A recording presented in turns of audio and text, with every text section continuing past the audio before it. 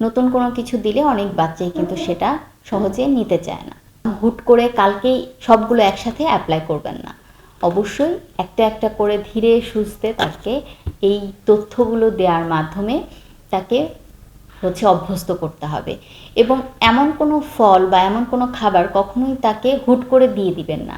আগে টেবিল বা যেখানে আপনারা খাবার রাখেন সেখানে ওই ফল বা খাবারগুলো রাখবেন।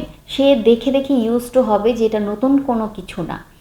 নতুন কোনো কিছু দিলে অনেক বাচ্চাই কিন্তু সেটা সহজে নিতে চায় না। যে কথাগুলো বললাম সেই কথাগুলো আপনারা একটু আসলে মেনে দেখবেন যে ভালো একটা রেজাল্ট পাবেন। এবং আরও অন্যান্য ভিডিও দেখার জন্য এই পুষ্টি টিভি চ্যানেল যেটা আছে সেখানে আপনারা চোখ রাখতে পারেন। শিশুদের খাদ্য ব্যবস্থাপনা এবং সুস্থ থাকার জন্য যেই দরকারি তথ্যগুলো আছে সেগুলো আপনারা পেয়ে যাবেন। ধন্যবাদ সবাইকে।